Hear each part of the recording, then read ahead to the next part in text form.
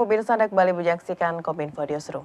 Presiden Joko Widodo menginstruksikan 4 arahan kepada jajarannya terkait dengan upaya peningkatan kualitas udara di kawasan Jabodetabek. Mulai dari intervensi peningkatan kualitas udara, kebijakan pengurangan kendaraan berbasis fosil, hingga edukasi masif kepada masyarakat. Presiden Joko Widodo memberikan 4 arahan kepada jajarannya terkait dengan peningkatan kualitas udara kawasan Jabodetabek. Hal tersebut disampaikan Presiden ketika memimpin ratas di Istana Presiden, Jakarta, Senin 14 Agustus 2023. Presiden menyebutkan kualitas udara di kawasan Jabodetabek memburuk beberapa waktu terakhir. Terlebih pada Minggu 13 Agustus 2023, indeks kualitas udara di DKI Jakarta berada pada angka 156, dengan keterangan tidak sehat yang diakibatkan oleh beberapa faktor seperti kemarau panjang selama 3 bulan hingga emisi transportasi. Adapun 4 arahan tersebut yakni yang pertama, dalam jangka pendek, Presiden meminta seluruh jajaran untuk secepatnya melakukan intervensi yang dapat meningkatkan kualitas udara di Jabodetabek. Dalam jangka pendek, secepatnya harus dilakukan intervensi yang bisa meningkatkan kualitas udara di Jabodetabek lebih baik. Kemudian juga rekayasa cuaca untuk memancing hujan di kawasan Jabodetabek dan menerapkan regulasi untuk percepatan penerapan batas emisi Euro 5 dan Euro 6 khususnya di Jabodetabek. Kemudian perbanyak ruang terbuka hijau dan tentu saja ini memerlukan anggaran, siapkan anggaran. Dan jika diperlukan, kita harus berani mendorong untuk banyak kantor melaksanakan hybrid working, work from office, work from home, mungkin saya nggak tahu nanti dari kesepakatan di rapat terbatas ini.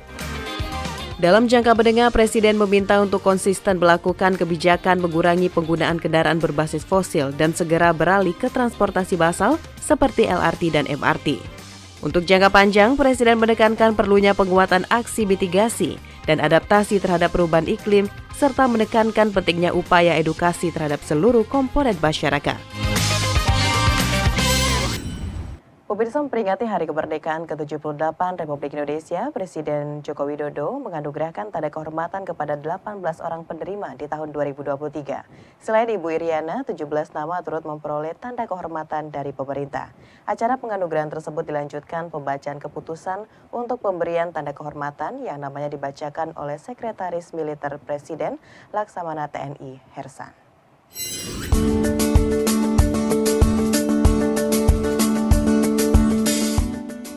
Presiden Republik Indonesia Joko Widodo memberikan anugerah tanda kehormatan Bintang Republik Indonesia Adi Pradana kepada 18 tokoh di Istana Negara Jakarta.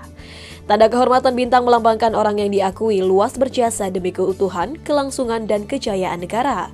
Tanda kehormatan bisa diberikan bagi individu, kesatuan, instansi pemerintah, organisasi atas kesetiaan luar biasa terhadap bangsa dan negara atas jasa-jasanya, sebagaimana yang diatur dalam undang-undang.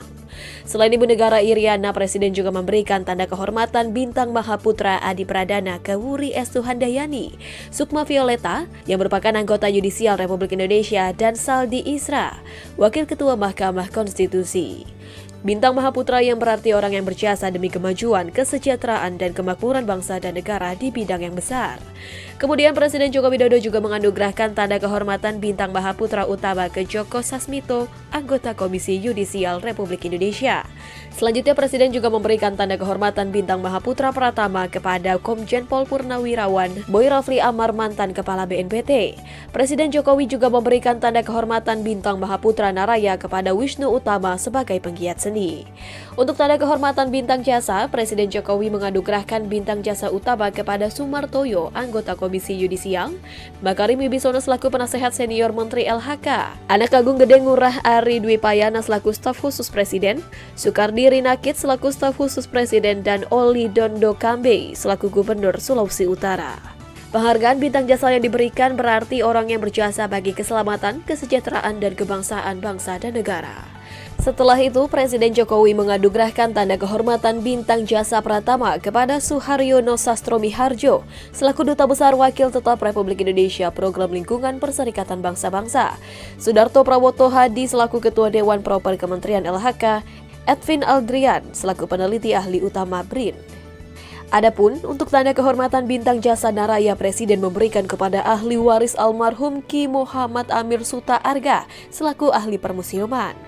Sedangkan untuk tanda kehormatan Bintang Budaya Paramadharma atau orang yang berjasa dalam bidang kebudayaan nasional dan mendorong kemajuan kebudayaan bangsa, Presiden Jokowi memberikan tanda kehormatan kepada ahli waris almarhum Cokorda Gede Agung Sukawati selaku budayawan dan ahli waris almarhum Kanjeng Gusti Pangeran Haryo selaku seniman kebudayaan dan pendidikan. Deputi Bidang Protokol, Pers dan Media Sekretariat Presiden Republik Indonesia Bayi Mahmudin mengajak masyarakat hadir dalam upacara HUT RI yang ke-78 dari Monas pada tanggal 17 Agustus mendatang. Acara mulai pukul 8:10 waktu Indonesia Barat di Monas, sementara di Istana sendiri acara akan dimulai pukul 7:25 waktu Indonesia Barat dengan acara kesedihan.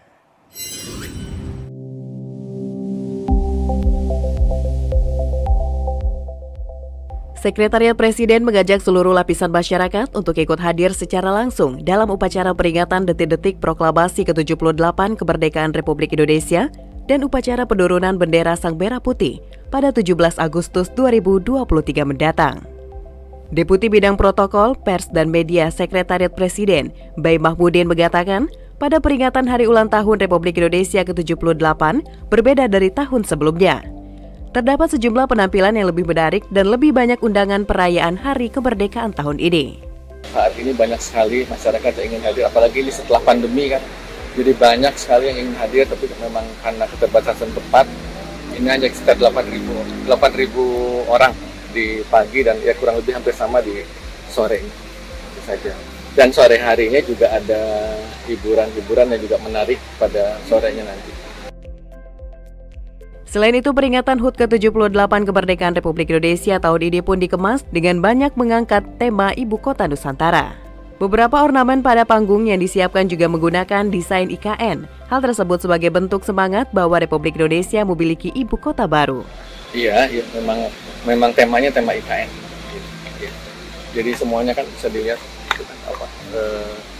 dari mulai di depan nih tempat foto itu kan udah IKN. Termasuk di sini juga IKN.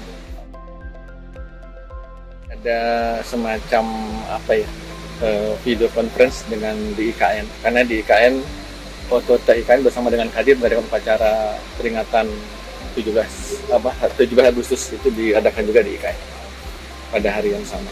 Sebagai informasi, masyarakat yang ingin mengikuti upacara HUT RI ke-78 dapat mendaftarkan diri melalui situs pandang.istanapresiden.go.id.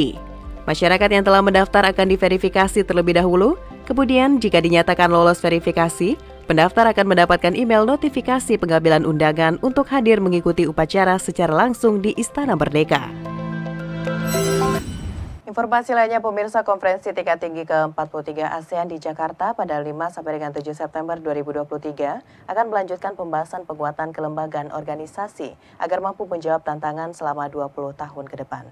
Direktur Jenderal Kerjasama ASEAN Kementerian Luar Negeri, Sidarto Suryo Dipuro, mengatakan pembahasan ini merupakan lanjutan dari KTT ke-42 sebelumnya dengan disahkannya High Level Task Force on Asian Community Post 2025 Vision.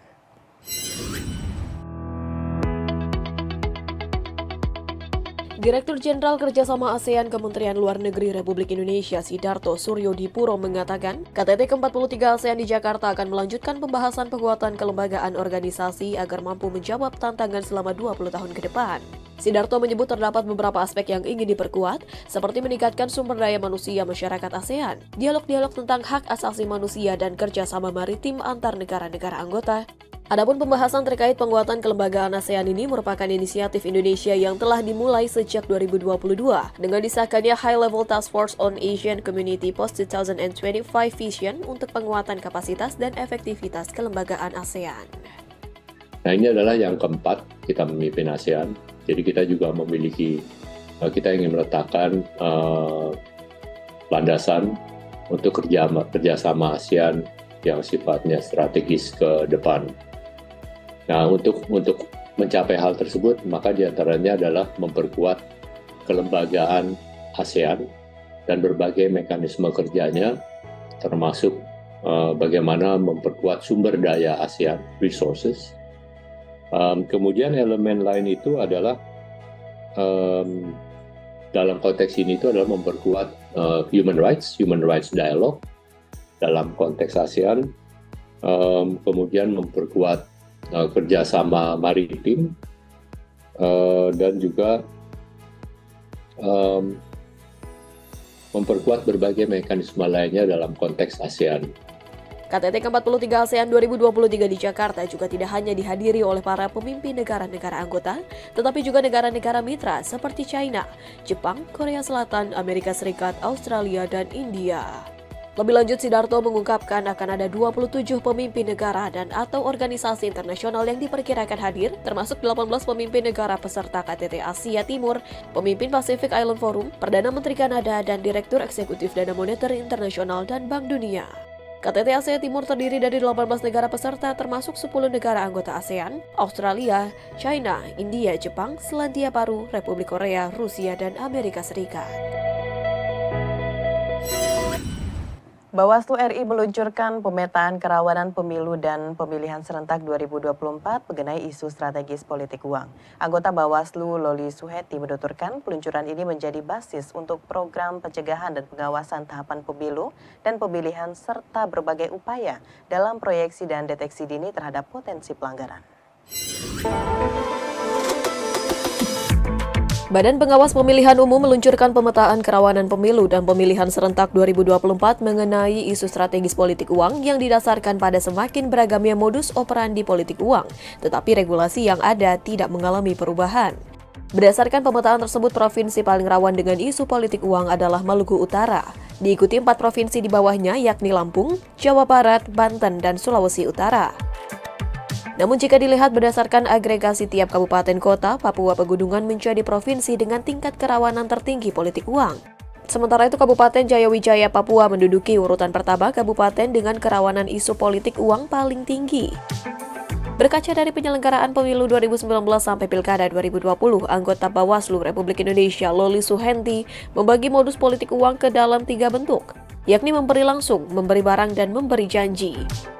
Adapun 4 pelaku politik uang mulai dari kandidat, tim sukses kampanye, aparatur sipil negara, penyelenggara ad hoc, simpatisan atau pendukung. Bawaslu sedang menjajaki dan berupaya sejak awal tahun ini untuk membangun kolaborasi kesepahaman bersama dengan PPATK, dengan OJK, karena memang situasi hari ini ke depan soal transaksi elektronik ini menjadi sesuatu tantangan nyata dan kita harus punya strategi mencegahnya. Senada dengan hal tersebut, anggota KPU Republik Indonesia Parsada Anharahap mengatakan pemetaan isu politik uang oleh Bawaslu akan menjadi ukuran dan referensi bagi pihaknya sebagai penyelenggara negara. Dengan kecanggihan dan praktik politik uang yang semakin terstruktur dan masif, KPU menekankan pentingnya kolaborasi bersama untuk mencegah politik uang. Nah, ini mungkin perlu dirumuskan kembali bagaimana tindakan atau proses hukum yang kita lakukan itu mungkin jangan lebih kepada denda atau kurungan badan misalkan dalam bentuk vonis proses peradilan, itu penting juga. Tapi menurut kita dalam beberapa diskusi perlu juga dirumuskan ini memberikan efek kepada status kekuasaannya. Jadi lebih pendekatannya lebih ke administratif dan itu lebih efektif, sehingga ketika dia melakukan money politik tujuannya untuk berkuasa, maka kemudian ketika ini diproses secara hukum kekuasaannya akan terganggu. Nah, ini saya kira bisa menjadi salah satu yang didiskusikan lebih lanjut.